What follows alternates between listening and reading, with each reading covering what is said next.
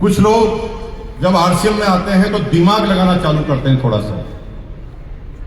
एक व्यक्ति को मैंने पूरा समझाया, पूरा प्लान समझाया। मैंने कहा सारे प्रोडक्ट लेगा? उसने कहा 100% यूज करूंगा सर, सिर्फ साबुन को छोड़कर।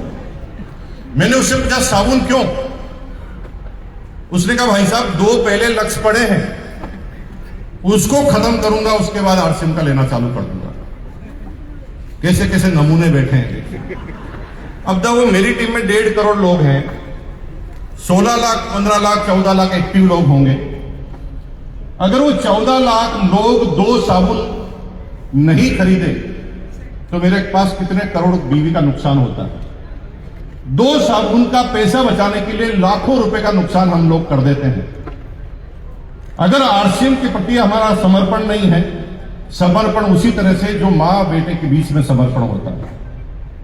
आरसीएम मां है, अगर आप ये समझेंगे और 100% प्रोडक्ट यूज करेंगे बिना कॉम्प्रोमाइज किए हुए, आप 100% आरसीएम के प्रोडक्ट इस्तेमाल करेंगे तो आप ये पहला पायदान पार कर लेंगे। कितने लोग तैयार हैं उसके लिए? दिमाग को नहीं लगाएंगे? एक आदमी ने कहा भाई साहब साबुन नहीं लूंगा। मैंने कहा क्यों? उसने कहा इस पे ऐश्वर्या राय का फोटो नहीं है। मैंने कहा उससे क्या होता है? वो कहा सर फोटो देखकर नहाने से तरोताजगी आ जाती है। मैंने कहा पागल आदमी, फोटो परमानेंट लगा दे बाथरूम में, ना तो आरसीएम के साबुन से। क्योंकि समर्पण नहीं है तो फिर दिमाग लगाना हो गया, और दिमाग लगाओगे तो बार बार आपको दंड भुगतना पड़ेगा। एक राजा सजा दे रहा था कि सजा यह है या तो 100 जूते खाओ या 100 प्याज खाओ। तो उसने कहा क्या खाओगे? उसने कहा साहब जूते कौन खाएगा, इतने सारे लोगों के सामने प्याज खा लेंगे। लेकिन वो सोचा नहीं कि 100 प्याज खाने, 4-5 ही खाए थे। इतना पसीना आने लगा कि छट्टा खाते खाते उसे लगा कि उसका प्राण, पूरा जीवन खत्म होने वाला है। तभी उसे पता चला कि नहीं नहीं, प्याज खाना बहुत कठिन है, मैं तो जूते खा लूंगा। राजा ने शर्त रखी, कुछ भी खा लो, अगर बीच में बदलोगे तो पहला काम पहले नंबर से ही करना पड़ेगा। उसने प्याज खाना चालू किया, प्याज में असफल हुआ तो उसने जूते खाना चालू किया। जूते में 5-7 पड़ते ही उसे लगा कि ये बहुत मुश्किल है, तो राजा ने कहा फिर 1 से खाओ। यानी हर बार जाएंगे, अगर समर्पण नहीं है आरसीएम के प्रति, बार बार 1 से ही काम चालू करना पड़ेगा। नंबर 2, अगर इस बिजनेस में कामयाब होना है तो संस्कारी होना होगा, वैल्यू बेस्ड होना पड़ेगा।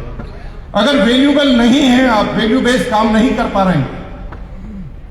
हर व्यक्ति अगर सिर्फ पैसों की दौड़ में चाहता है कि कोई आदमी मूर्ख बन जाए और उसकी टीम में आ जाए, और अगर इस तरह की कोई सोच है, हमारी सोच ही नहीं है कि हम सेवा भाव के थ्रू जाएं, तो फिर हम कामयाब नहीं होंगे। और वैल्यूबल और वैल्यू बेस्ड अगर आपको शिक्षा चाहिए, संस्कार वाली शिक्षा आपको चाहिए, तो 6:30 बजे क्या है? 6:30 बजे गुरुकुल। 6:30 बजे क्या है? हाथ खड़ा करके बोलो, दोनों हाथ खड़ा करके बोलो। 6:30 बजे कहां है? गुरुकुल। गुरुकुल। सुविधा इतनी है कि आप जूम पर डायरेक्ट आ सकते हैं। जूम पर अगर आपका नंबर नहीं आया तो यूट्यूब पे आ सकते हैं। लेकिन अगर किसी दिन अगर आप यूट्यूब पर 6:30 बजे नहीं आए तो आप बाद में भी उस पूरी की पूरी वीडियो को देख सकते हैं। और एक एक चीज को आप देखेंगे तो आपके अंदर से परिवर्तन आने लगेंगे। और जब आदमी चारित्रिक रूप से टॉप पे जाता है तो ही वो अपने किसी भी कार्य क्षेत्र में टॉप पर जाता है। तो वादा करते हैं मेरे से आप? ठीक है। तीसरा जो पॉइंट है वो ये है कि हम कितना भी ज्ञान ले लें, लेकिन ज्ञान के बाद किसी काम में, किसी चीज में पहला कदम रखने के लिए मोटिवेशन की जरूरत है। आपको मैं पूरा सिखा दूं अभी तैरना कैसे है। तैरना कैसे है अगर पूरा सिखा दूं तो क्या पानी में कूदना आसान हो जाएगा? नहीं, आपको डर लगेगा। जब तक कि कोई व्यक्ति आपको मोटिवेट करने वाला ना मिले, जब तक कि कोई आपको इंस्ट्रक्टर ना मिले, टीचर ना मिले, गुरु ना मिले जो गारंटी ले कि मैं तुझे कामयाब कर दूंगा, तुझे डूबने नहीं दूंगा, वो आपके सामने पहले छलांग लगाकर नीचे खड़ा होकर आपको इशारा करे कि तू किसी भी हालत में नहीं डूबेगा। जब ये मोटिवेशन मिलता है ना तो ही आदमी कूदने के लिए तैयार होता है। हेलो,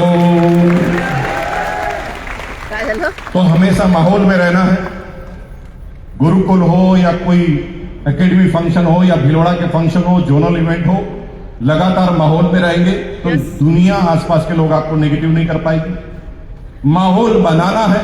माहौल कब बनेगा? जब पॉजिटिव बोलेंगे, अच्छा बोलेंगे, लोगों को मोटिवेट करेंगे, लोगों के साथ रहेंगे, लोगों की हेल्प करेंगे उसकी कामयाबी के लिए, तो माहौल बनेगा। और तीसरा, माहौल में ले जाना है। कोई भी आदमी आपको ये नहीं मानेगा कि आप जो बोल रहे हैं उसकी बात को आपको हूबहू मान लेगा। अगर मैं आपसे कहूं कि मैं रास्ते से आ रहा था तो इस ऑडिटोरियम की जितना बड़ा हाथी मुझे दिखा, तो आप मेरी बात मानेंगे क्या? यही झगड़ा है।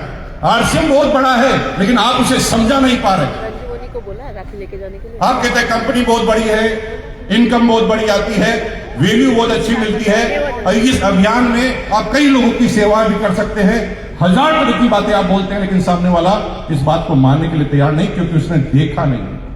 जब भिलवाड़ा आकर देखता है तो मानना लगता है, जब वो किसी फंक्शन में आता है तो मानने लगता है।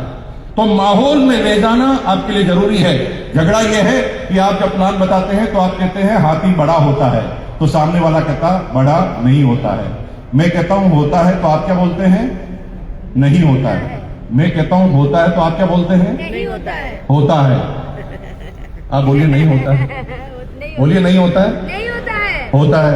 नहीं होता है। होता है। नहीं होता है। होता है। नहीं होता है। होता है। अरे होता है। अब मैं आपको डरा डरा कर भी बोलूंगा तो आप मानोगे क्या? क्योंकि आपने तो देखा ही नहीं है। तरीका यही है कि बाहर बस पड़ी है, हाथी वहीं पर बैठा है, ले जाकर दिखाऊंगा, फिर आप बोलोगे क्या? जब हाथी देख लोगे तो क्या बोलोगे? होता है। हाथी देख लोगे तो क्या बोलोगे? होता है। तो तुम देख लोगे तो बोलोगे होता है।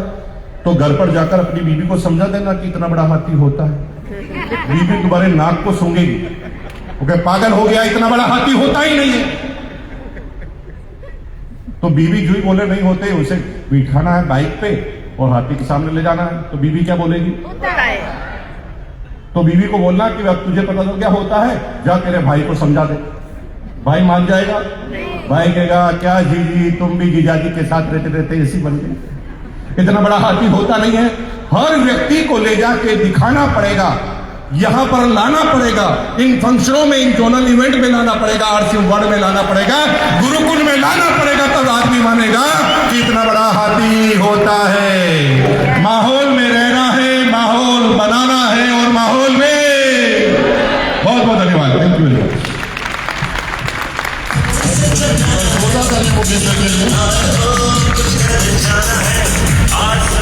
और इस सेलिब्रेशन में एक और बढ़ाव, हम लोग भी आगे बढ़ रहे हैं। जैसे आप लोग आगे बढ़ते बढ़ते अचीवमेंट करते जाते हैं, मैं भी ऐसे पेज में आगे बढ़ते बढ़ते अचीवमेंट पे पहुंच रहा हूं। एक और बढ़ाव आपके लिए, आपके इस सेलिब्रेशन को और बेहतरीन बनाने के लिए हमारे बीच में एसोसिएट नॉर्थ ईस्ट आसाम से चलकर आपके लिए एक डांस प्रोग्राम लेकर आए। देखना चाहेंगे? दिखा लिया जाए।